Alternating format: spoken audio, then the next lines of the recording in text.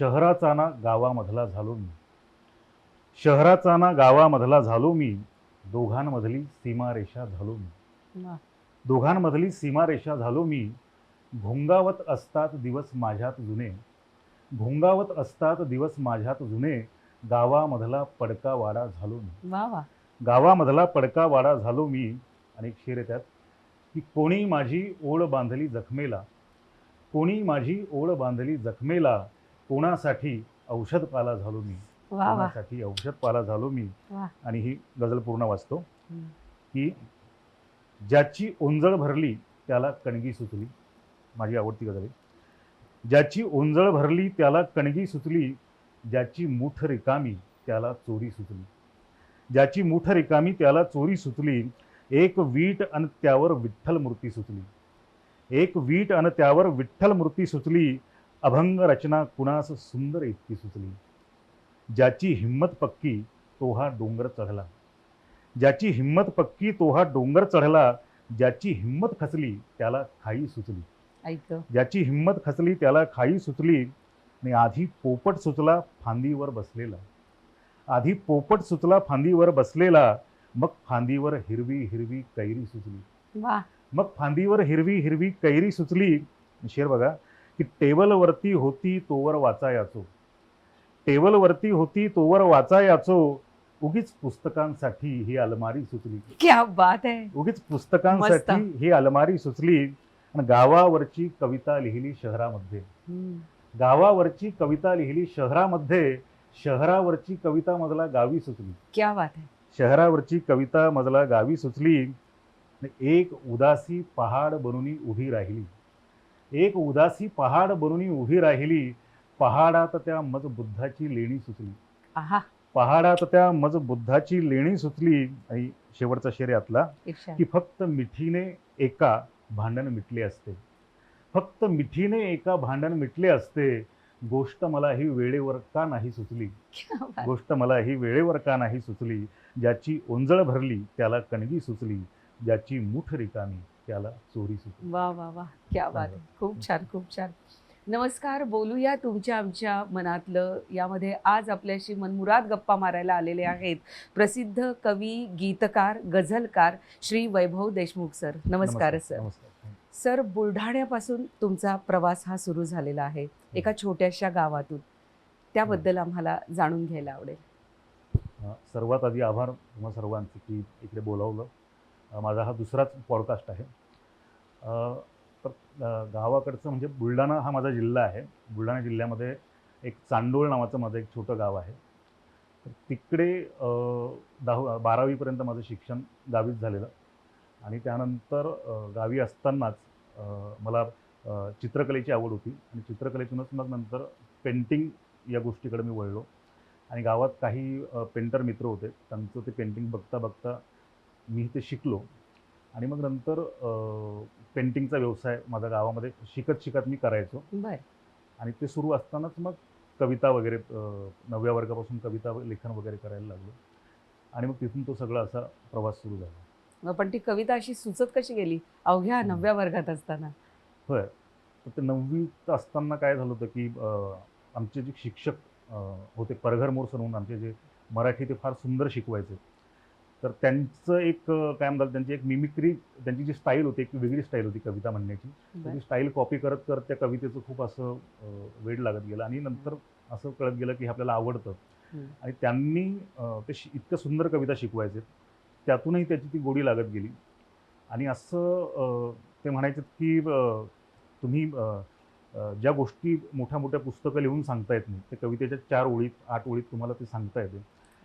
तर त्या गोष्टीचं आकर्षण जास्त वाटल्यामुळं आपणही असं करून बघावं असं वाटलं. आणि त्यावेळेस मग ते कविता लिहायला माझी सुरुवात झाली. वा वा, खूप छान, खूप छान. सर, एक कवी, गीतकार, गझलकार हा प्रवास पुढे कसा सुरू झाला? हां, कवितेचं मी जसं सांगितलं, की गावाकडे असतानाच कविता लेखन करायचो. त्यावेळेस काही असं वाटत नव्हतं की आपण या क्षेत्रात काहीतरी व्यावसायिक पण असं काही करू म्हणून. त्यावेळेस फक्त डोक्यात होतं की आपल्याला चांगली पुस्तकं वाचायला आवडतात, कविता वाचायला आवडतात.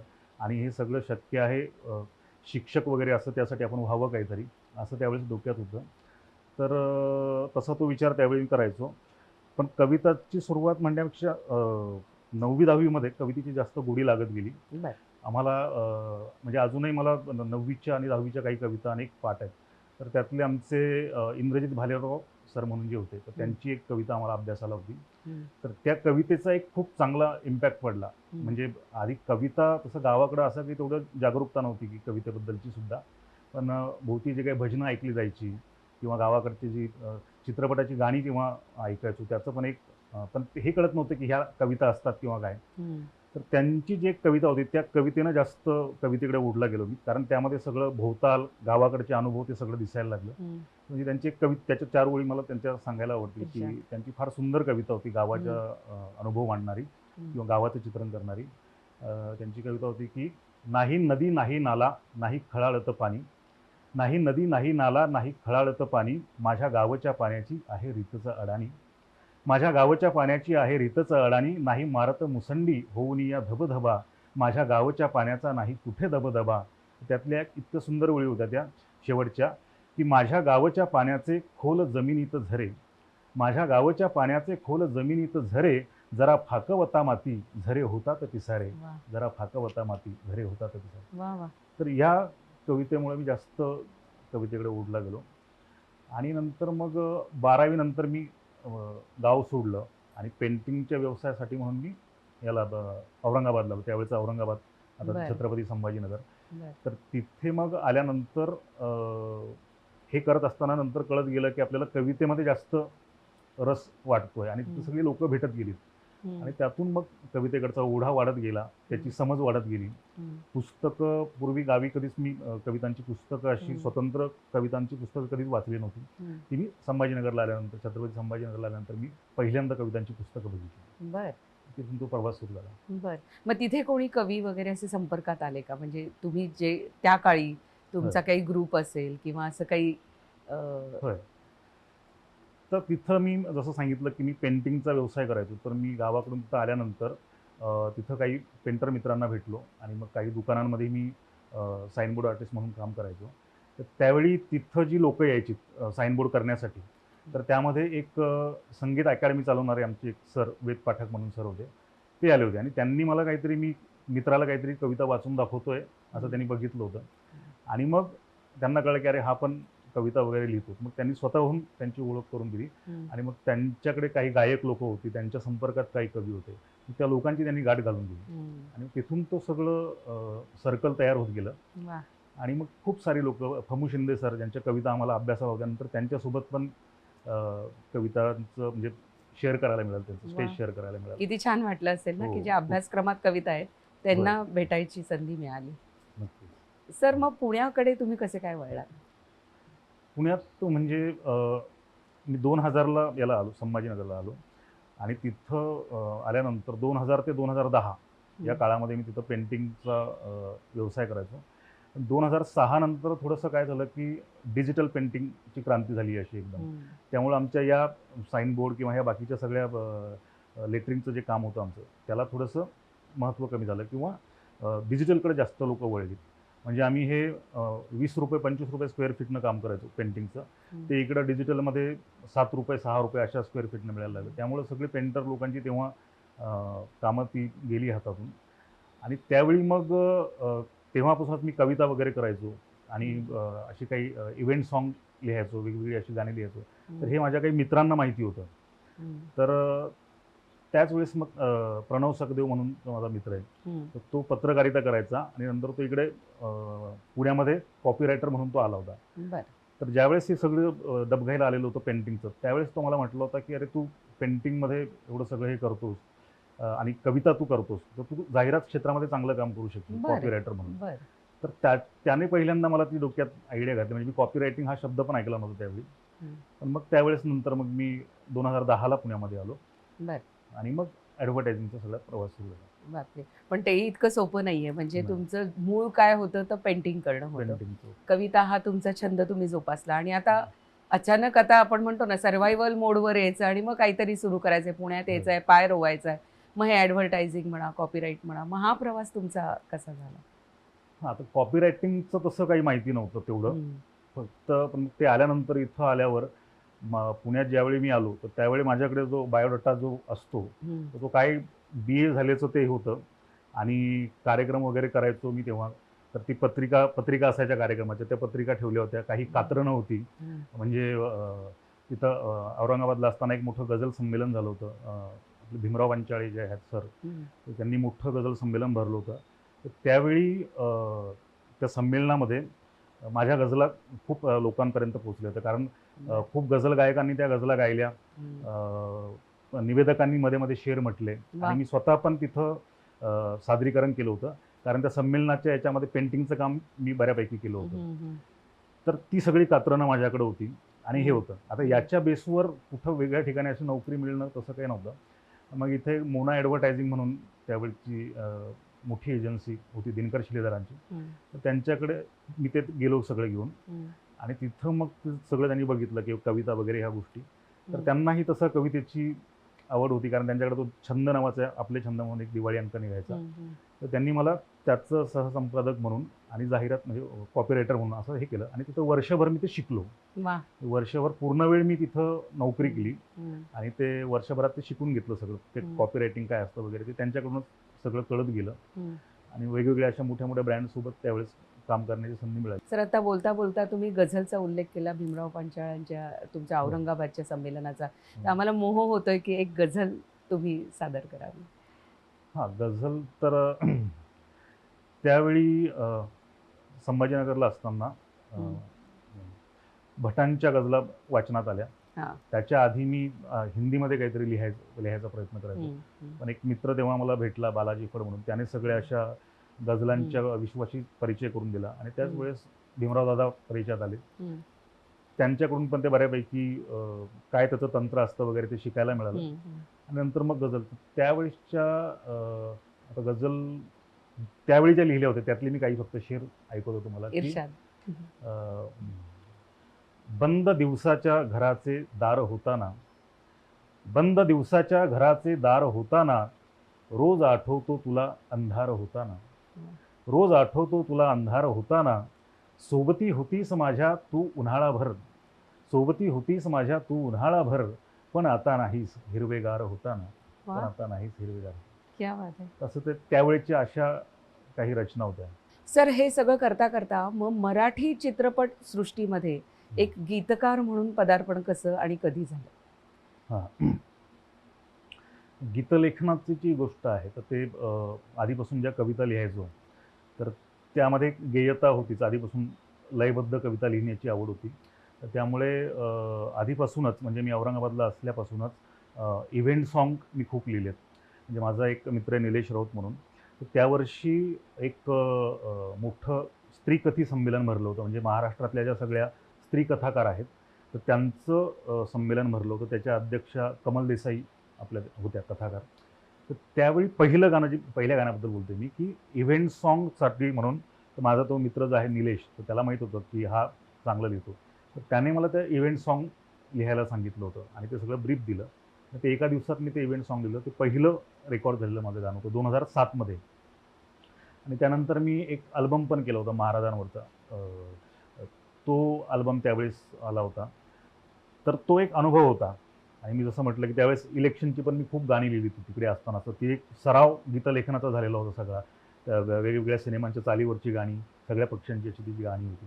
तर तो एक अनुभव पाठीशी होताच आणि मला माहीत होतं की कधीतरी आपण ते या क्षेत्राकडे आपलं जाणं होईलच.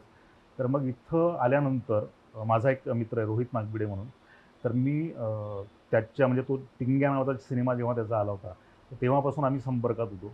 तर इथं आल्यानंतर मी त्याला भेटायचो आणि मग असंच एक वेळेस असं झालं की त्याला माहीत होतं की मी चांगली गाणी वगैरे मी लिहितो हे त्याला माहिती होतं. पण असा काही योग येत नव्हता की सोबत काम करण्याचा. तर एक वेळी असं झालं की तो मुंबईला असताना तो एक सिनेमा करत होता लालबागची राणी म्हणून. म्हणजे लक्ष्मण उतेकर जे आहेत ते छावाचे दिग्दर्शक आहेत. तर त्यांचा तो सिनेमा करत होता आणि त्यामध्ये एक अशी सिच्युएशन होती, एक हिंदी मराठी असं गाणं त्यामध्ये त्यांना असं मिक्स भाषेमध्ये गाणं हवं होतं आणि त्यांनी बरेच प्रयत्न केले होते पण ते काही होत नव्हतं, असं काहीतरी झालं. तर तो तिथे माझा एक मित्र त्याला भेटला. तर त्याच्याशी तो बोलत बसला की अरे अशा पद्धतीचं एक गाणं पाहिजे आणि ते काही असं मिळत नाही कोणी. तर त्याने त्याला माझं नाव सुचवलं. तो म्हटला, अरे तो माझा पण मित्र आहे. आणि मग हा. ते असं झाल्यानंतर त्याचा मला फोन आला. हा. आणि त्यांनी मला ती सगळी ती गोष्ट सांगितली. हम्म. आणि तो माझा पहिला अनुभव होता गीतलेखनाचा. तर त्या लालबागच्या राणीसाठी म्हणून मी पहिलं गाणं ते तेव्हा रोहितसाठी लिहिलं. हम्म. आणि तिथून पुढं मग दुसरं त्यानंतरचं पहिलं लिहिताना पहिलं गाणं माझं मी त्या सिनेमासाठी लिहिलं. हम्म. तर माझं पहिलं रेकॉर्ड जे झालं गाणं, तर रिंगण नावाचा एक सिनेमा आला होता, हो. ज्याला राष्ट्रीय पुरस्कार वगैरे मिळाला होता. हो. तर त्यामध्ये माझं सिनेमासाठी लिहिलेलं पहिलं गाणं जे होतं, तर ते पहिलं गाणं रेकॉर्ड झालं होतं, जे आपले अजय गोगावले सर जे आहेत, हो. त्यांच्या आवाजात ते पहिलंच माझं गाणं तसं अरे वा. रेकॉर्ड झालं. वा. आणि मग तिथून पुढं मग तो सगळा प्रवास सुरू झाला. 2 ओळी त्यातल्या काही तुम्हाला गीतलेखनाचा तो म्हणजे अगदी ते माझ्या प्रवासाला साजेशच हम्म. साजेशच ते गाणं होतं की हा. आला डोळ्यात उजेड, झाली मनात पहाट, आज घावली घावली पावलांना नवी वाट, वा. असा त्याचा तो मुखडा होता. वा. आणि तिथून मग ती सगळी सुरुवात झाली. सर, हे पदार्पण तर इतकं सुंदर झालं तुमचं आणि हो. पुढचाही प्रवास तुमचा खूपच सगळा प्रेरणादायी आहे, त्याबद्दलही सांगा जरा. तर सिनेमे करत असताना एकीकडे आधी मी ॲडव्हर्टायझिंगमध्ये कॉपी रायटिंग पूर्ण वेळ करत होतो, म्हणजे फ्रीलान्सर म्हणून करायचो, पण वेगवेगळ्या एजन्सीजमध्ये करायचो. आणि मग जसे जसे सिनेमे यायचे तसं मी ते करायचो. तर जास्त सुरुवातीला मी रोहित नागबिडे म्हणून जो मित्र आहे माझा, तर आमचं रिंगणपासून एक चांगलं जुळून आली गोष्ट सगळी. आणि मग त्याच्याकडे जे प्रोजेक्ट यायचे तर ते आम्ही खूप सिनेमे त्यावेळेस केले. रिंगणनंतर कागर नावाचा एक सिनेमा आला होता, मकरंद माने म्हणून माझा मित्र आहे, रिंगणचा दिग्दर्शक. तर हां, ते असं झालं की सुरुवातीला मी ज्यांच्यासोबत कामं करत गेलो, नंतर त्यांच्यासोबतच खूप मग काय म्हणतात त्याला, एक भट्टी जमून आली. आणि मग पुढचे सगळे प्रोजेक्ट, म्हणजे पहिला सिनेमा मकरंद मानेचा रिंगण केला, त्यानंतर आतापर्यंत त्याचे जेवढे सिनेमे आले त्यामध्ये जवळपास मीच गाणी तेव्हा लिहिली. तर त्यावेळेस मग कागर नावाचा सिनेमा होता, त्याची गाणी केली. त्यानंतर त्याचाच सोयरीक नावाचा सिनेमा होता. सोयरीकपासून आत्ता लेटेस्ट आलेला बापलोक नावाचा एक सिनेमा आला होता, त्यामध्ये गाणी लिहिली. आणि मग वेगवेगळे सिनेमे असे सुरू होते. तर तो सगळा असा प्रवास सुरू होता. पण पूर्ण वेळ मी असा काही अजून पूर्ण वेळ गीतलेखनाकडे असं वळलेलो नव्हतो. एकीकडे जाहिरात सुरूच होतं. पण नंतर जसं जसं मला वाटतं 2018ला माझ्या तो आमचा रिंगण सिनेमा थिएटरमध्ये खूप उशिरा रिलीज झाला.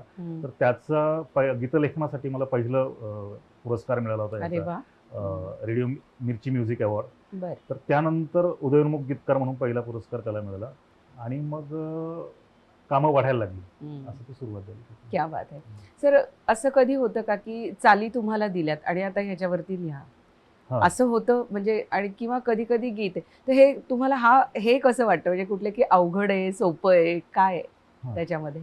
आता चित्रपट गीतलेखनासाठी असं आहे की जवळपास 99% गाणी जी असतात ती चालीच आधी होतात बरं. गाण्यांच्या. बरं. चाली एकदा पास केल्या जातात आणि मग नंतर त्यावर ते तुम्हाला ते बसवायचं असतं, लिहायचं असतं, सगळा विषय समजून उमजून. तर ते आता त्याच क्षेत्रात असल्यामुळे आता ते आपल्याला जसं असेल, म्हणजे कधी कधी काही लोकांना क्वचित वेळा असं होतं की आधी गाणं लिही, मग आपण आधी लिहितो, मग त्यातल्या मुखड्याला तो चालला होतो, परत अंतऱ्याला संगीतकार वेगळं काहीतरी हे करतो, परत त्यानुसार बदल करायला लागतो. तर त्या दोन्ही गोष्टी तशा चॅलेंजिंगच आहेत. म्हणजे जेव्हा चालीवर गाणं लिहायचं असतं त्यावेळेस एक सगळं तुम्हाला त्याचा एक मीटर ठरलेलं आहे, आणि मग त्यामध्ये सगळं तुम्हाला जो काही आशय सांगितला जातो तो सगळा त्याच्यातच बसवायचा असतो. तर ते पण एक चॅलेंजिंग आहे. आणि जेव्हा स्वतःहून लिहायचं असतं गाणं, तर त्यावेळेस त्याचं मीटर काय घ्यायचं, तो कुठला फॉर्म आहे, त्याची भाषा काय आहे गाण्याची, कॅरेक्टरची काय भाषा आहे, त्यानुसार तो एक त्याचं मीटर निवडायला, त्याची एक अप्रोच निवडायला एक वेळ जातो. तर दोन्ही गोष्टी तशा कविता लेखनापेक्षा हे फार तसं टेक्निकल काम असं म्हणता येईल. कविता लिहिताना तुम्हाला कसं की तुम्ही तिथं काही कोणी तुम्हाला विचारायला येत नाही कोणी, आणि त्याचं काही असं व्यावसायिक असं काही गोष्ट नसते. पण इकडं ते सगळं त्यांच्या याच्यानुसार सगळं करायला लागतं. आणि मग सगळे त्याला सगळ्यांना ते आवडायला पण पाहिजे, सगळं भान ठेवायला लागतं सगळ्या गोष्टी. सर, कामं जेव्हा तुमची ही सगळी सुरू झाली, गाणी सुरू झाली, तर असंही होत असेल ना बरेचदा की आपण म्हणतो, भले भले दिग्गजांनाही हे अनुभव येतात की आपण लिहितोय देतोय पण ते समोरच्याला पसंतीसच पडत नाहीये. तर असं कधी तुमच्या बाबतीत झालं का? हां, असं होतं, पण असं खूप वेळा असं ते झालं असं होत नाही. ते होण्याचं मुळात कारण काय असतं की बऱ्याचदा जे ब्रीफ सांगितलं जातं, सिनेमाची सिच्युएशन जेव्हा दिग्दर्शक सांगतो, तर त्यावेळेस जर ती तुम्हाला नीट समजून घेता आली तर तुम्हाला तो अप्रोच नीट घेता येतो की दिग्दर्शकाला काय अपेक्षित आहे, त्या सिच्युएशनचं काय म्हणणं आहे, त्या कॅरेक्टरचं काय म्हणणं आहे, हम्म, या सगळ्या गोष्टी जर आधी नीट समजून घेतल्या हम्म, तर तुम्हाला एक असा एक अप्रोच घेता येतो की तुम्ही 90% 99% गाण्याच्या आता जवळपास जाता हम्म, आणि मग नंतर थोडंसं काहीतरी हे होतं. हम्म, पण समजा ते दिग्दर्शकाचं म्हणणं गीतकाराला कळलं नाही किंवा संगीतकाराचं म्हणणं आपल्याला कळलं नाही हम्म, आणि तो अप्रोचच लक्षात आला नाही तर मग असं होतं की पहिला अप्रोच काहीतरी वेगळ्याच दिशेला आपण लिहिला. हम्म, मग त्याच्यावर परत जी प्रतिक्रिया येते त्याच्यावरून कळतं की असं नाही असं करायचं. तर ते पहिल्या 1-2 अप्रोचमध्ये ते ओके होऊन जातं. म्हणजे माझ्यासोबत जे झालं तर मला वाटतं की दुसरा अप्रोच बऱ्यापैकी झालेला आहे असं म्हणजे पूर्ण. अच्छा. असं खूप वेळा होत आहे आणि होतच नाही असं होत नाही. गुड. सर, नाळ हा चित्रपट म्हणजे भाग 1 भाग 2 दोन्ही नाळचे अतिशय होय. गाजले सर्वार्थानेच. होय. तो एक्सपिरियन्स तुमचा कसा होता? होय. नाळ सिनेमाचं असं झालं होतं की नाळमध्ये संगीतकार मित्र माझा जो आहे ए व्ही प्रफुल्लचंद्र म्हणून, तर त्याच्यासोबत पण मी बरीच कामं आधी केली होती. म्हणजे कागर सिनेमापासून आम्ही सोबत काम करायला सुरुवात केली आणि त्यानंतर आम्ही बरेच मग कंटिन्यू खूप आतापर्यंत खूप आमचे सिनेमे झाले. तर तो नाळचं म्युझिक करत होता आणि मी त्यात उशिरा खरं तर त्यात माझा सहभाग उशिरा झाला. म्हणजे असं झालं होतं की त्यामध्ये जे एक त्यातलं प्रसिद्ध गाणं आहे ते ए व्ही प्रफुल्लचंद्र म्हणून जो आहे ते स्वतः त्यानंच लिहिलेलं आहे. ते आई मला खेळायला जायचं म्हणून. दुसरं एक गाणं त्यामध्ये असं नात्यांविषयीचं एक गाणं होतं, जे सिनेमाच्या एंड स्क्रोलला येतं. तर ते गाणं अनेक जण काहीतरी लिहून बघितलं होतं, पण ते काही नागराज सरांच्या मनासारखं ते होत नव्हतं. आणि मग त्यावेळी त्यांनी ए व्ही प्रफुल्लचंद्रला विचारलं होतं. मला वाटतं त्यांनी कदाचित कागरची गाणी ऐकलेली असतील किंवा काही असतील. त्यांनी विचारलं होतं की हा लिहील का म्हणून किंवा तर ए व्हीनं सांगितलं की तो लिहील आणि लवकर देईल तुम्हाला असं त्यानं सांगितलं आणि त्याचा मला फोन आला ए व्ही प्रफुल्लचंद्रचा की अरे तुला नागराज अण्णांचा फोन येईल. तर ते मी एकदम असं हे झालो की अरे कारण तेव्हा सैराट नुकतंच तेव्हा त्याचं अजून हे सुरूच होतं सगळं आणि त्यावेळी तसं येणं ते काम आलं माझ्याकडे आणि मग त्यांचा फोन येणार म्हटल्यावर ते म्हणे तू जिथं असशील तिथंच थांब. मी म्हटलं मी घरी जातो आणि जरा तयार होऊन बसतो त्यांचा फोन येतो. ते नाही तुला पुढच्या 10 मिनिटात फोन येईल आणि मग तर मी कुठल्यातरी एका मॉलमध्ये होतो तिथंच चकरा मारत राहिलो आणि नागराज सरांचा फोन आला आणि त्यांनी मग ते ट्रू कॉलरवर कळतं एकदम मी म्हणजे एकदम थोडं हे झालं होतं कारण वेगळंच एक इम्प्रेशन त्यांना मी कवी म्हणून ओळखायचो आधीपासून. कवी म्हणून त्यांच्या कविता मी वाचलेल्या होत्या. बऱ्याचदा माझ्या वेगळ्या अंकांमध्ये त्यांच्या प्रसिद्ध व्हायच्या त्या कविता. तर कवितांचा मी त्यांचा फॅन आधीपासून होतो. नंतर सिनेमाचा पण फॅन आणि त्या याच्यापासून झालो होतो.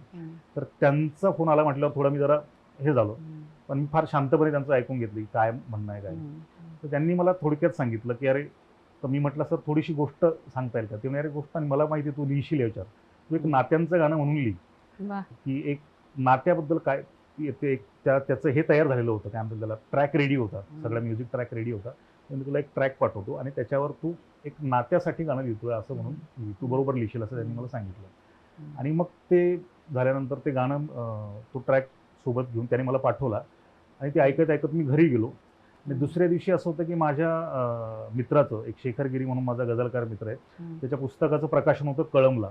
त्या पुस्तकाचं प्रकाशन माझ्या हस्ते होणार होतं. तर त्याची तयारी मला करायची होती. पण हे गाणं आल्यामुळे मला काही सुचेनासं झालं. ते बाकीचं बाजूला पडलं आणि मी ते सगळं ऐकत राहिलो आणि मग ते करत करत रात्री मला वाटतं 2-3 वाजता ते गाणं लिहून पूर्ण केलं आणि मग कळमला जात असताना स्वारगेटला बसमध्ये बसताना मी सरांना ते गाणं पाठवलं आणि म्हटलं सर असं सुचलंय. त्याच्यावर त्यांचं आलं की अरे इतक्या लवकर सुचलं तुला त्याचंच मला आश्चर्य वाटतंय म्हणे. आणि त्यांनी मग ते गाणं पाठवलं. संगीतकारालाही ते याच्यात बसलं आणि मग तो पहिला आमचा प्रवास तिथून सुरू झाला नागराज सरांसोबत. आणि नंतर मग नाळ 2ची पण मग गाणी सगळी लिहायला मिळाली आणि मग आटपाटचे बरेच सिनेमे जे आहेत तर त्यांच्यासोबत काम करायची संधी मिळत गेली. त्यानंतर आमचं घरबंदूक बिर्याणी नावाचा एक सिनेमा आला होता. त्याची गाणी सगळी लिहायला मिळाली. आणि मग वेगवेगळे सिनेमे सुरू झाले. तर अजूनही आता सुरू आहेत बाकीच्या काही गोष्टी. क्या बात आहे. सर, इतकं आपण म्हणतो ना की कवितांचे कार्यक्रम तुम्ही सादर करतच होतात. त्याच्यानंतर तुम्हाला हे चित्रपट क्षेत्रामध्ये तुमचं पदार्पण झालं. आज इतकं नाव झालं, इतके पुरस्कार तुम्हाला मिळत गेले या सगळ्यामध्ये आणि तरी तुमचे हे कवितांचे कार्यक्रमही सुरू आहेत. होय. तर या प्रवासाबद्दल सांगा आणि आधीचा प्रेक्षक वर्ग आणि हे सगळं आल्यानंतरचा प्रेक्षक वर्गाच्या प्रतिक्रियांचा काही फरक आहे का? जे कार्यक्रमाला येतात कारण ती लाईव्ह तुम्हाला प्रतिक्रिया मिळत असतील ना, तर त्याबद्दलही जाणून घ्यायला आवडेल. कवितांचे कार्यक्रम आधीपासून कवी संमेलन मी करायचो. हम्म. पुण्यात आल्यापासून आम्ही गझल रंग नावाचा एक कार्यक्रम आहे तो 2012 पासून करतो आम्ही. जे सुरेश वैराळकरांना म्हणून आहेत त्यांनी तो सुरू केला होता. हम्म. त्याचा पहिला प्रयोग आम्ही 2012ला गोव्याला पहिला आम्ही त्याचा प्रयोग केला होता. तर तो एक पहिला कार्यक्रम गझल रंगचा केला आणि त्यानंतर गझल रंगमध्ये मी जास्त करून गझला सादर केल्या. तिकडून खूप एक अशी गझल लिहिणारी खूप लोक जोडली गेली आणि बाकीचं मग वेगवेगळे कवी संमेलन आणि त्यातून अजूनही सुरूच आहे कवितेचं सादरीकरण. सर एखादी तुमची कविता ऐकवा ना. तर तृष्णाकाठ नावाचं माझे पुस्तक आहे तर त्यामध्ये सुरुवातीच्या सगळ्या कविता आहेत. तर त्यात असं होतं की जेव्हा मी गाव सोडलं तर गाव सोडलं म्हणजे गावाकडून जेव्हा शहरामध्ये आलो तर त्यावेळेस यावंसं वाटायचं नाही. म्हणजे गावाशी एवढं कनेक्शन होतं की ते कधी सोडावंसं वाटायचं नव्हतं. असं वाटायचं की इथंच आपण राहावं आणि कुठंच जाऊ नये. पण नंतर व्यवसायाच्या दृष्टीनं आणि शिक्षणाच्या निमित्तानं मी जेव्हा इकडे आलो संभाजीनगरला तर त्यावेळी जी मनाची अवस्था होती तर ती अवस्था सांगणारी 2 कविता अशा छोटे छोटे तुकडे आहेत की पूर्वी गावी जाताना आणि आता गावी जाताना असा तो हे आहे. तर ती कविता अशी आहे की पूर्वी गावी जायला निघालो की मन किती घाई करायचं. पूर्वी गावी जायला निघालो की मन किती घाई करायचं. अजून बसायचोही नाही बसमध्ये की संबंध तुटायचा शहरापासून. अजून बसायचोही नाही बसमध्ये की संबंध तुटायचा शहरापासून. अजून हलायचीही नाही गाडी स्टँडवरून तर मी गावाच्या शिवेवर. अजून हलायचीही नाही गाडी स्टँडवरून तर मी गावाच्या शिवेवर. हा नेमकाच मागे पडायचा शहराचा आवाज तर मी गावात. हा नेमकाच मागे पडायचा शहराचा आवाज तर मी गावात. ती रस्त्यातली नुसतीच नावांची ओळख असलेली गावं किती जवळ वाटायची मनाच्या. ती रस्त्यातली नुसतीच नावांची ओळख असलेली गावं किती जवळ वाटायची मनाच्या. ती बसची खिडकी म्हणजे एक वेगवान चित्रपट. ती बसची खिडकी म्हणजे एक वेगवान चित्रपट. गाडी जेव्हा थांबायची गावाच्या पाठीजवळ वेळ काजळलेली असायची. गाडी जेव्हा थांबायची गावाच्या पाठीजवळ वेळ काजळलेली असायची. एका तंद्रीतच उतरायचो गावाच्या मातीत झिरमिरत्या उजेडात आणि पावलांना डोळे असल्यागत चालायचो. आणि पावलांना डोळे असल्यागत चालायचो. ते ओळखीचं हसणं, ते मित्रांचं भेटणं, ती अंगणांची विचारपूस, ते चौकातलं थांबणं. अंधार दाट आणि पावलं जड व्हायची नकळत घरी पोहोचेपर्यंत. अंधार दाट आणि पावलं जड व्हायची नकळत घरी पोहोचेपर्यंत. पण किती ताजं करून जायचं घराचं आपल्या रस्त्यावर डोळे सोडून बसणं. घराचं आपल्या रस्त्यावर डोळे सोडून बसणं. तर अशी ही गावाकडून नुकताच जेव्हा आलो आणि मन लागायचं नाही त्यावेळेची ती सगळी अवस्था होती. आणि नंतर शहरामध्ये रुळल्यानंतर असं झालं की नंतर मग गावाकडे जाण्याचं तसं काही असं वाटायचं नाही. म्हणजे शहरात तिकडेच राहावं असं वाटायचं. सगळे मित्र, कारण गावाकडचे सगळे मित्र पण वेगवेगळ्या ठिकाणी पांगलेत, सगळे खूप बदल झालेत गोष्टींमध्ये. तर त्यावेळी जे मनाची अवस्था होती त्यावेळीची ती कविता आहे. त्याचा पुढचा भाग की आताशा मन निघतच नाही या शहरातून. आताशा मन निघतच नाही या शहरातून. आता एखादा निरोपच येतो गावाकडून आणि ढकलत नेतो शहराच्या बसस्टँडवर. आता एखादा निरोपच येतो गावाकडून आणि ढकलत नेतो शहराच्या बसस्टँडवर. ही केव्हाची सुटलेली असते गाडी स्टँडवरून तरी मी लटकलेलोच शहराच्या हाताला. ही केव्हाची सुटलेली असते गाडी स्टँडवरून तरी मी लटकलेलो शहराच्या हाताला. हा केव्हाचा मागे पडतो शहराचा आवाज तरी माझं फिरणं शहराच्या रस्त्यांवरून. ही प्रवासाची वेळ म्हणजे चिंतांच्या यादीची एक जाडजूड वही. गाडी जेव्हा थांबते गावाच्या स्टँडवर अंधार ठणकत असतो. एका मरगळलेल्या अवस्थेतच उतरतो गावाच्या सडकेवर आणि आंधळा असल्यागत चाचपडत चालतो. ओळखीचं हसणं नाही, मित्रांचं भेटणं नाही, अंगणांची विचारपूस नाही, चौकातलं थांबणं नाही, तरी अंधार दाट आणि शरीर नकोसं होतं गावातल्या अपेक्षित ठिकाणी पोहोचेपर्यंत. तरी अंधार दाट आणि शरीर नकोसं होतं गावातल्या अपेक्षित ठिकाणी पोहोचेपर्यंत. किती उदास करून जातं गावात आपल्या घराचं नसणं. किती उदास करून जातं गावात आपल्या घराचं नसणं. आणि अजूनही वाजतच असते मोबाईलची बेल. आणि अजूनही वाजतच असते मोबाईलची बेल. होताच येत नाही आउट ऑफ कव्हरेज या शहरापासून. होताच येत नाही आउट ऑफ क्या बात है, क्या बात है. खूप खूप छान, खूप छान. सर आज आता हे पुस्तक तुमचं जे कृष्णाकाठ आहे ते त्याला अनेक पुरस्कार मिळालेले आहेत, नामवंत पुरस्कार मिळाले, त्याबद्दल आम्हाला सांगा. हा माझं पुस्तक 2013ला प्रकाशित झालं. पहिली आवृत्ती जी आली त्याची मुंबईचं ग्रंथाली प्रकाशन म्हणून जे आहे तिकडून ते पुस्तक आलं. पण मी काही असं पुरस्कारांना पाठवण्यासाठी असा की त्यात फार उत्सुकता तेव्हा नव्हती. तर माझा एक मित्र आहे हरीश हतवटे म्हणून कवी मित्र आहे. तर त्यानेच मला सांगितलं की "अरे, एक असा-असा पुरस्कार आहे." तर त्यानेच जवळपास ते पाठवायला लावलं म्हणजे खूप हे करून. तर कुसुमाग्रज प्रतिष्ठानचा तो फार मानाचा पुरस्कार मानला जातो. तर तो 2013ला विशाखा काव्य पुरस्कार म्हणून जो आहे, तो पहिला पुरस्कार त्या पुस्तकासाठी मिळाला. वा वा तो एक आनंदाचा एक क्षण होता खूप. वा अभिनंदन. याचबरोबर तुम्हाला नाधो महाराजांचा सुद्धा पुरस्कार प्राप्त झाला आहे. त्यांच्या आज इतक्या होय. मोठ्या नावाचा पुरस्कार. काय वाटतं त्या क्षणी? काय अनुभव होता तो? महानोर तर माझे खूपच म्हणजे आवडते कवी. म्हणजे त्यांच्या कविता वाचत सगळं कवितेकडे खूप असं एक दृष्टी बदलत गेली सगळी कविता बघण्याची. तर त्यांची एक जी आवडती कविता होती ती त्यातल्या मला ओळी आठवतात त्यानिमित्ताने मी वा वा आठवतो की हा. महानोरांच्या त्या कविता मला ओळी खूप आवडतात की कवितेच्या संदर्भानंच ती आहे की "पीठ गळे जात्यातून तसं पाणी डोळ्यातून, पीठ गळे जात्यातून तसं पाणी डोळ्यातून, आई करपले हात तुझे भाकरी भाजून, हा, हा. आई करपले हात तुझे भाकरी भाजून, शिळ्या भाकरीनं उभा माझ्या संसाराचा जीव, शिळ्या भाकरीनं उभा माझ्या संसाराचा जीव, तुझ्या ओवीच्या शब्दानं मला केलं चिरंजीव, तुझ्या ओवीच्या शब्दानं मला केलं चिरंजीव." हा, हा. तर हा जो एक कवितेचा धागा महानोरांशी ओवीपासून गावाकडे असताना ओवीपासूनचा तो सगळा कनेक्ट होता. हम्म. तर अशा एका मोठ्या कवीच्या नावाचा पुरस्कार जेव्हा जाहीर झाला त्याच वेळेस मला खूप तो आनंद झाला होता. तर तो यशवंतराव चव्हाण प्रतिष्ठान आणि त्या जैन फाउंडेशन जळगाव होतं त्यांच्या वतीनं तो दिला जातो. हम्म. तर ते म्हणजे शब्दातीत तो आनंद होता. म्हणजे आता असं कल्पना केली नव्हती मी की अशा महानोरांच्या नावाचा पुरस्कार तेव्हा मिळेल. क्या बात आहे. सर पुरस्कारांच्याच बद्दल आपण बोलत आहोत तर चित्रपटातली जी तुमची गीतकार म्हणून ही जी कामगिरी आहे यालाही अनेक नामवंत तुम्हाला पुरस्कार मिळालेले आहेत. त्याबद्दल होय. जरा आम्हाला सांगा. मी स्वतःला खूप तसा भाग्यवान समजतो की माझं कविता लेखन असेल किंवा सिनेमाचं हे असेल तर पहिलं मी जसं म्हटलं की तृष्णाकाठला म्हणजे कुसुमाग्रजांच्या पुस्तकाच्या नावानं तो पुरस्कार दिला जातो विशाखा काव्य पुरस्कार तो पहिला तसा मिळाला. त्यानंतर त्या महानोरांचं जे एवढे आवडते कवी त्यांचा तो मिळाला आणि सिनेमासाठी गीतलेखनासाठी म्हणूनचा आत्ताचा मागच्या वर्षी नाळ 2 जो सिनेमा आला होता त्यामध्ये माझं एक भिंगोरी नावाचं एक गाणं आहे. तर त्या गाण्याला गदिमा पुरस्कार मला मिळाला वा. उत्कृष्ट गीत लेखनासाठीचा. वा. तर गदिमा सुद्धा एवढे मोठे गीतकार आणि कविते होते. तर नक्कीच. तोही खूप मोठा आनंद त्यावेळेस झाला होता. सर असं कधी झालंय का म्हणजे तुम्ही इतक्या सगळ्या क्षेत्रामध्ये निपुण आहात हे सगळंच छान आहे तुमच्याकडे पण असं कधी घडलंय का की एक काहीतरी करताय आणि त्याच्यात दुसरं काहीतरी सुचत गेलं असं कधी घडलंय? होय.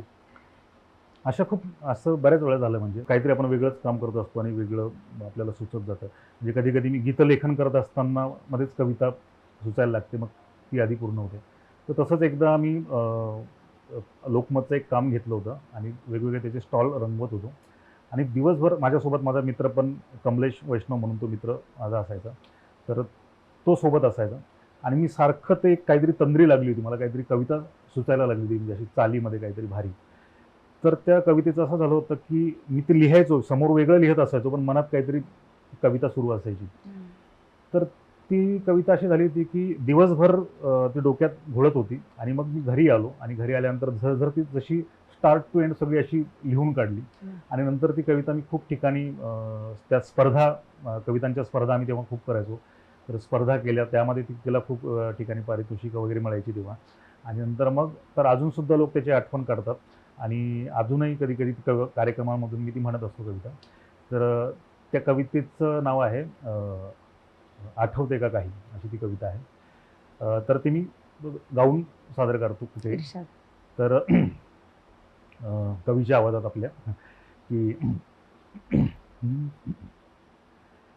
सांज घराशी घुटमळताना आठवते का काही, सांज घराशी घुटमळताना आठवते का काही, भवताली कोणी नसताना आठवते का काही, एक हिवाळा हुडहुडणारा थरथरणारे गाणे, हात घेऊनी हातामध्ये धुक्यात हरवून जाणे, धुके उन्हाला पांघरताना आठवते का काही, धुके उन्हाला पांघरताना आठवते का काही, भोळी स्वप्ने नयनी घेऊन दोघे जागत होतो. मागत होती तू मजला, मी तुझला मागत होतो. आभाळी तारा तुटताना आठवते का काही? आभाळी तारा तुटताना आठवते का काही? लाख पहारे असतानाही भेटत होतो आपण. वादळ वारे असतानाही भेटत होतो आपण. पाऊस धो धो कोसळताना आठवते का काही? पाऊस धो धो कोसळताना आठवते का काही? नव्हती चिंता नव्हती आशा नव्हते कुठले दुखणे. स्वप्नाहूनही सुंदर होते तेव्हा आपुले जगणे. फूल पाखराला बघताना आठवते का काही? फूल पाखराला बघताना आठवते का काही? एक चित्र बघा त्यातलं. हम्म. मावळतीचे ऊन जळाच्या खोल तळाला गेले. पाण्यावरच्या लहरी मोजत कोण तिथे बसलेले. पाण्यावरच्या लहरी मोजत कोण तिथे बसलेले. काठ नदीचा किलबिलताना आठवते आहा, का आहा. काही? मस्त. काठ नदीचा किलबिलताना आठवते का काही? शेवटच्या ओळी. विसरून सारे जाण्यासाठी भेट एक ती घडली. माझ्या सोबत पक्षी रडले आणिक झाडे रडली. विसरून सारे जाण्यासाठी भेट एक ती घडली. माझ्या सोबत पक्षी रडले आणिक झाडे रडली. सांग तुला आता रडताना आठवते का काही? सांग तुला आता रडताना आठवते का काही? भवताली कोणी नसताना आठवते का काही? सांज घराशी घुटमळताना आठवते का काही? वा वा वा, क्या बात है. खूप खूप छान. मला तर आज अशी प्रत्यक्ष मैफल इतकी सुंदर अनुभवायला मिळाली. आणि बोलूया तुमच्या आमच्या मनातलं या पॉडकास्टच्या निमित्ताने मला वाटतं आमच्या सगळ्या रसिकांना आज तुम्ही तृप्त केलेलं आहे. खूप खूप धन्यवाद तुमचे सर. आज तुम्ही आलात आणि इतका मनमोकळेपणाने संवाद साधलात. त्याबद्दल बोलूया तुमच्या आमच्या मनातलं या टीमतर्फे मी तुम्हाला एक पुस्तक देऊ इच्छिते. आणि मगाशी तुम्ही जो उल्लेख केला होता प्रणव सखदेव, होय. या तुमच्या मित्रांनीच या पुस्तकाचा अनुवाद केलेला आहे. कबीर हे पुस्तक आहे. पुरुषोत्तम अग्रवाल यांचं हे मूळ पुस्तक आहे वा. आणि अनुवाद त्यांनी केलाय. जरूर तुम्ही हे वाचा आणि वा. त्यांनाही ह्याच्या प्रतिक्रिया कळवा. नक्की प्रणवला मी नक्कीच ते मला घ्यायचंच होतं खरं तर. बरं झालं मिळालं.